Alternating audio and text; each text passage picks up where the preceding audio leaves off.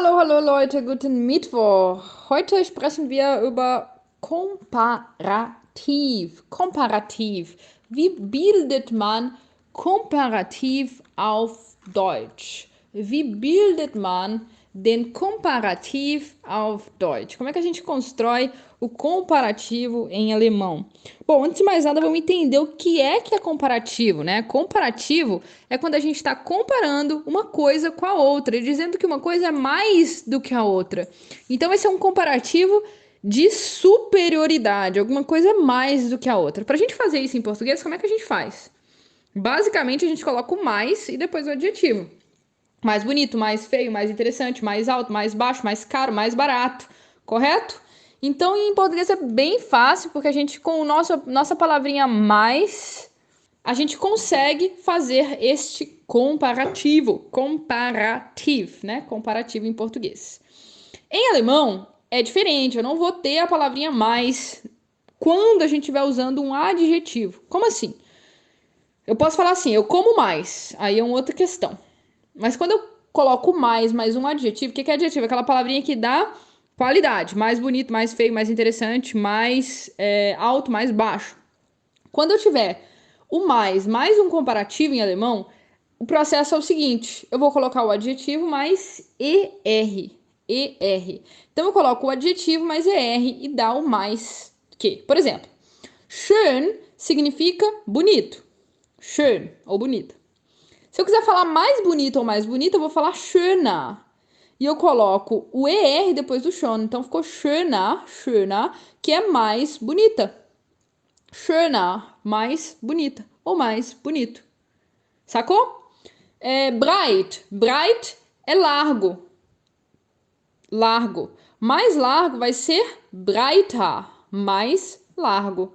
Então eu pego o adjetivo, qualquer um que seja, coloco ER. Inteligente é inteligente, inteligente.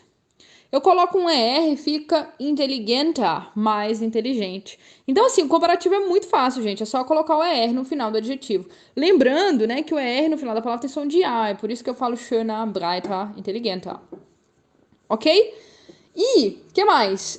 Junto com o comparativo, às vezes eu coloco o do que, né? Mais bonito do que, mais feio do que, mais interessante do que, mais largo do que, certo? Ao colocar esse do que em alemão, para colocar esse do que em alemão, vai ser als. Als, no contexto de comparação, vai significar do que. Então vamos pegar alguns exemplos para ficar bem tranquilo.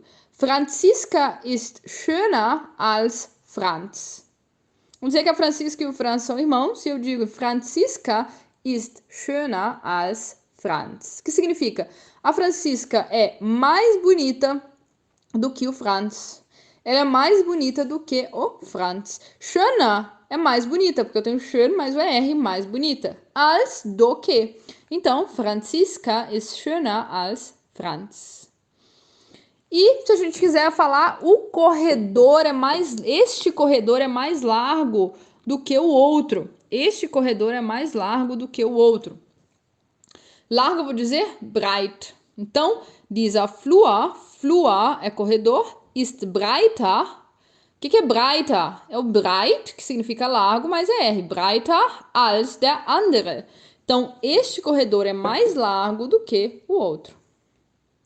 Se eu quiser dizer, a criança é mais inteligente do que os pais, eu vou dizer das Kind, a criança, ist intelligenter, é mais inteligente, então eu pego o ER, coloquei o intelligenter, mais inteligente, als die Eltern, do que os pais. Das Kind ist intelligenter als die Eltern.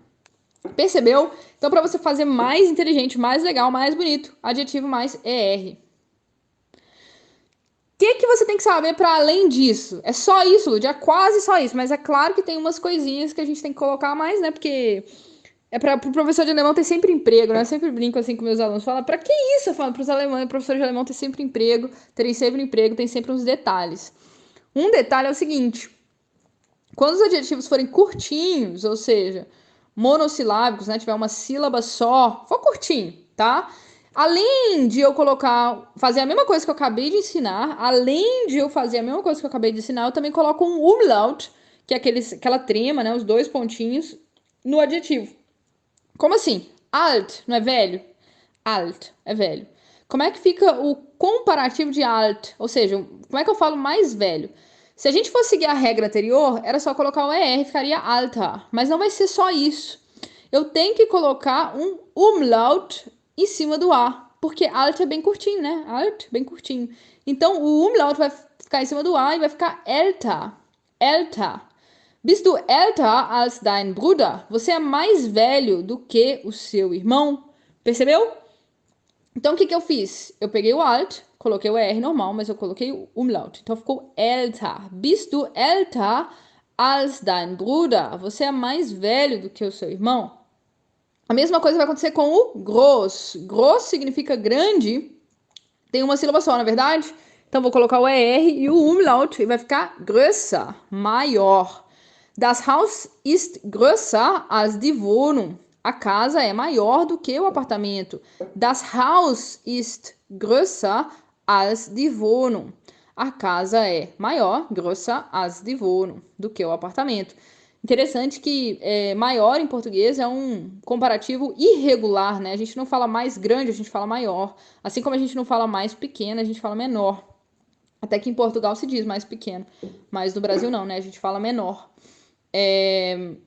Para você entender que mesmo em português a gente tem algumas exceções, algumas irregularidades, né? E o último exemplo aí desse